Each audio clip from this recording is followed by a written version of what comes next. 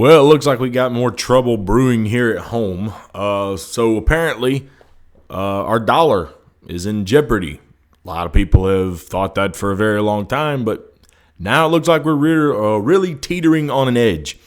Saudi Arabia has come out now, and apparently there's some behind-the-scenes deals going on. China is trying to work a deal with Saudi Arabia where they're going to start pricing some of the oil they sell to them in Yuan, I believe is how you say it. It's the Chinese currency. They're going to start trying to price it in that instead of using U.S. dollars, okay? Now, if you're not familiar, and I will go ahead and admit, I'm not an expert on the matter, but I've read enough to know, okay? This whole concept revolves around the concept of what is the petrodollar, okay? More or less, this was a system that was set up where the oil trade is being done through U.S. dollars. So when you buy oil from Saudi Arabia, you have to buy it using U.S. dollars, okay? Therefore, that means a lot of other countries stockpile so much of U.S. dollars when they purchase the oil. And if you've got these U.S. dollars for oil trade, a lot of times this gets also used to conduct other trade. These countries holding on to all these U.S. dollars make it so that it helps prop up, one, the American dollar, and two, it props up the American economy. So it's a win-win for our country. Now, one of the reasons why Saudi Arabia has done this as long as they have, why this was being done was because, one, the dollar was the world's reserve currency, okay? Two, we cut that little deal with them where we basically use our military to defend their country. But in recent years, you've had this whole outbreak with what's going on in Yemen right now.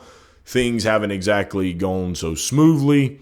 And for one, it's certainly not like Biden did what he said he was going to do to Saudi Arabia. He just flat out didn't do that.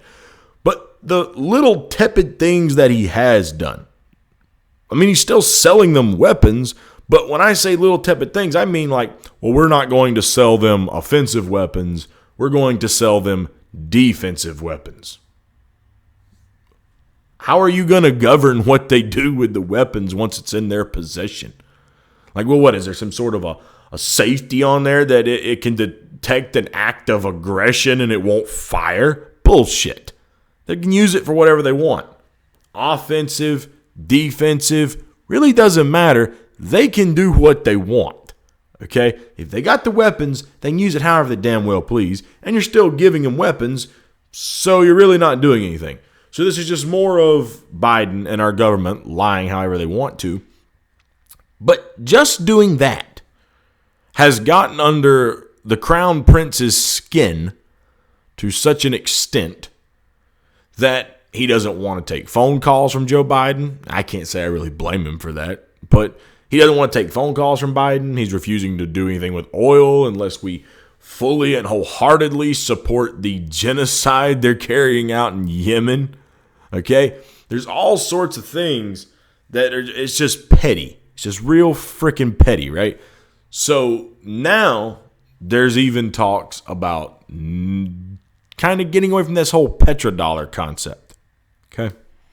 Now, to be fair, there have been back and forth talks about this for like 6 years. What makes this scenario different than the previous years? The relationship we got right now with Saudi Arabia. The prince isn't exactly too thrilled, again, with the fact we won't just support his genocide.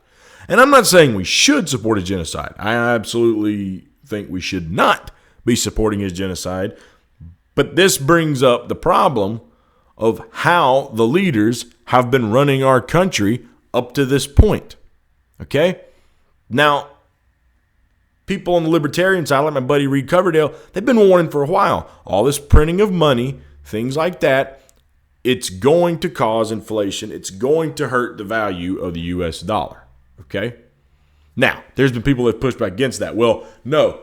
Modern monetary theory would stop that from happening. It's not it doesn't work that way anymore. That's not how currency works. I've heard people say that. Now, I'm not an expert in terms of modern monetary theory, but using my blue-collar logic and common sense, if you're going to argue that with modern monetary theory, okay, that's not going to harm the U.S. dollar, but then the petrodollar collapses, all these other countries that are holding U.S. dollars kind of just get rid of them. They don't need to stockpile our dollars anymore. Then it's still going to cause the dollar to lose its value, and therefore inflation would go up. Seems like it defeats the argument to me. Now, if somebody can explain it better, I'm all ears. I'd be more than happy to hear somebody out. But from what I'm gathering, it sounds like a contradiction to me. Okay? Either way, experts right now are saying if this happens, and they do kind of do it with this petrodollar system, the U.S. dollar is going to collapse. It would collapse our economy. It would cause all sorts of problems. The dollar would lose a ton of value. That's not good. That's not good, you know.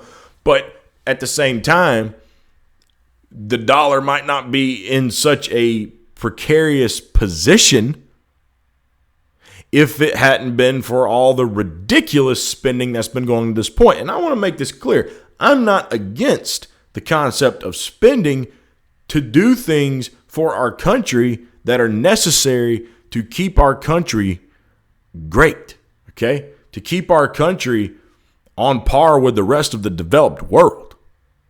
I'm not against spending our money so that people in Flint, Michigan can have some clean drinking water. I'm not against spending our money so that we can have better infrastructure that isn't crumbling apart and getting ranked a very poor grade by engineers, okay? I'm not against spending money so that we can have a better healthcare system. Well, I think we need a better set of politicians to have it, but that's a different story. I'm not against spending money on that. I'm not against spending money so that we have a fire department. I'm not against spending money so that we have welfare for people who fall on hard times and need a hand up. I'm not against spending money to end homelessness, because there are a lot of people who, because of the pandemic or just other circumstances that cost them their jobs unfairly because of outsourcing and other things, or even veterans who went to bullshit wars and came back home that weren't able to get a job and wound up homeless. I'm not against spending money to help those people out. And some might say, well, that's too much spending. It's too much spending. But look, I think you could have at least done some of these things, at least some of them, with the amount of money that we have pumped into the military-industrial complex. And the money we've given away in greed to big pharma, and all the money that we've given in a lot of cases in foreign aid to a lot of these other countries. If we had had more of that money here, we could have spent it right here and done things better for our own country, and our dollar might be stronger, might be in better shape, and we wouldn't be literally relying on this concept of the petrodollar to prop our asses up from a collapse of our own country. So in the meantime, while we've been spending money on every, Tom, Dick, and Susie around the rest of the fucking world, not taking care of our own problems right here at home, relying on a system that involves another country to prop up our dollar, now we've spent money on Saudi Arabia, sent U.S. troops to protect their oil fields, and now because this guy gets a hair up his ass, he could do something to just collapse our whole fucking country? That's a brilliant strategy, right? I mean, who would think of something so smart? I know who.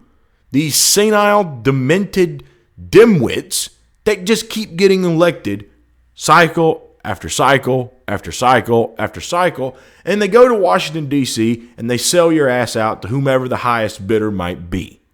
Okay? And if they're not old and demented, They're just young and corrupt. Period. Okay? The few that you can point to that have made good decisions up there, it's very few. It's very few. It's very few. And there's certainly not enough of them to actually make a difference. And I am not referring to the squad. By no means. By no means. Okay? But that's where you stand right now.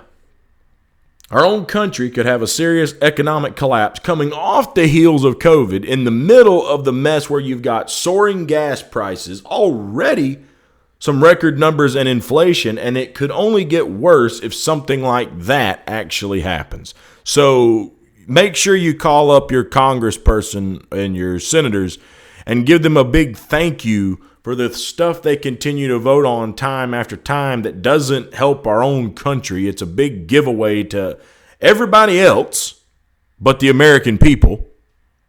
And now our own dollar could be collapsing, causing even more problems because of what we have used to prop it up for so many years. And if that system were to go away, we would be royally screwed. Royally screwed. Either way, it looks like we've definitely got hard times ahead of us.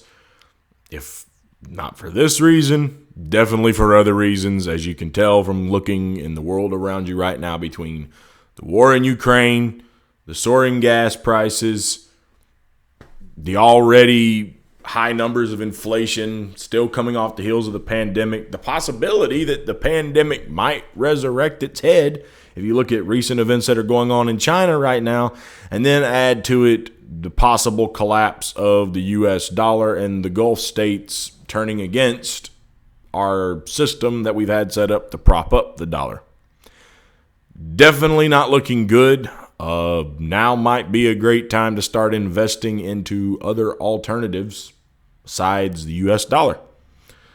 Some people say precious metals. Other people say crypto. But definitely this ain't looking good. This ain't looking good. You better start looking for alternatives. And I don't know that right now. They always say if you're going to invest in stocks, do it when it's low. This might not be the time. Stock market's down. But if this goes through, it could go way lower. And you could just lose your ass. The other thing is if the dollar collapses, how's that going to affect your stock trade? So 401ks, things of that nature, I don't know.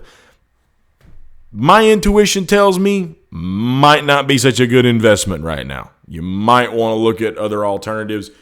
Either way, we should definitely start buckling up because things aren't looking too good out there. But let me know what you think. What do you think about this dollar collapse? Do you think it's really going to collapse? How big of an impact do you think the petrodollar, if it folds, would have on our economy? Let me know what you think. If you disagree with anything I said about modern monetary theory, drop it in the comment box down below because I would love to hear some other inputs on that. But let me know what you guys think. If you like this video, give it a thumbs up. Share this around. If you just found the channel, you like it, make sure you subscribe to help us out over here. Ring the bell so you'll get the notifications. Hope you're all doing well. We'll see you next time. Take care, everyone.